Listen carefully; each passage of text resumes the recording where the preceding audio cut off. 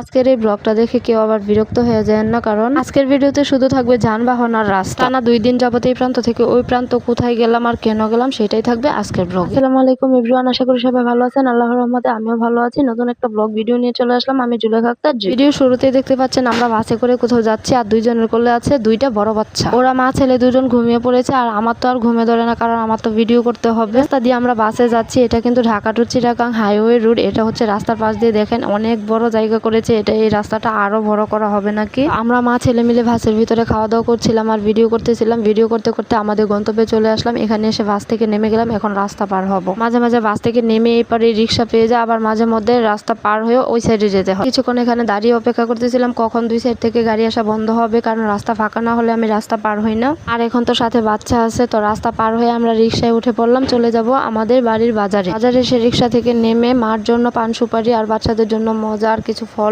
মূল নিয়ে নিলাম। আমি খেয়াল করিনি যে এখানে রাস্তার কাজ চলতেছে, তো একটা রিক্সাওয়ালাকে জিজ্ঞেস করলাম যে আমাদের গ্রামে যাবে নাকি। বলতেছে যে ওই সাইডে রাস্তার কাজ করতেছে। পরে তাকিয়ে দেখি সত্যি রাস্তার কাজ চলতেছে। এখন কোনো রিক্সায় তো ওই সাইডে যেতে পারবেন না। আর এই রাস্তাটা ছিল আবার রেল লাইনের পাশের রাস্তা। দেখেন আমার ভাবি আগে আগে হাঁটতেছে। পরে আর কি বাচ্চা পোলাপান নিয়ে হাঁটা শুরু করলাম। এখন মোবাইলটা আবার একটু বেশি নড়তেছে, কারণ এক হাতে ব্যাগ আর এক হাতে হচ্ছে আমি ভিডিও করতেছিলাম। হাঁটতে হাঁটতে বাড়িতে চলে গেলাম। তারপর সারাদিন আর ভিডিও করতে পারি না, কারণ মোবাইল হাতে নেওয়ার সময়ই পাই না। বাড়িতে চাচাতো বোন চাচাতো ভাবিদের সাথে দেখা করে কথা বলতে বলতে কখন যে সারাটা দিন পার হয়ে গেল, একদম বিকেল হয়ে আসছে, টেরই পাই না। আর মূলত ইচ্ছে করেই ভিডিও করিনি, কারণ গ্রামের মানুষ তো, তারা তো কেউ ক্যামেরার সামনে আসবে না। আর আমার একজন এক এক রকম কথা বলবে। কথা শেষ হতে না হতেই শুনতে পেলাম আসর আজান দিয়ে দিয়েছে। বুঝতে পারলাম আর দেরি করা যাবে না। কয়টা খেয়ে দিয়ে রওনা দিয়ে দিলাম বাসায় ফিরে যাওয়ার জন্য। খারাপ লাগতেছিল, তাই যাওয়ার সময় আর বাসে গেলাম না। চলে আসছি রেল লাইনের সাইডে। এই রাস্তা দিয়ে সিএনজি দিয়ে চলে যাব। আর রেল লাইনের পাশের এই রাস্তাটা এত ভালো লাগে যে মাঝে মধ্যে ট্রেন আসে, দেখতেও অনেক সুন্দর লাগে। সিএনজির মধ্যে প্রায় 1 ঘন্টা বসে থাকার পর চলে আসলাম আশিনগর রেলগেট। আর মাগরিবের আজানও দিয়ে দিল। এখন এখান থেকে একটা রিক্সা নিয়ে চলে যাব বাসায়। যেতে যেতে এখন আপনাদের সাথে আরেকটা কথা বলি। আর পরের দিন সকালে কোথায় গেলাম আর কেন গেলাম। বাসায় এসে গোসল দিয়ে শুধু খাইতে বসছি। এমনিতে আমার বড় বোন ফোন দিয়ে কান্না করতেছিল যে ওর ছেলের এরকম এরকম সমস্যা,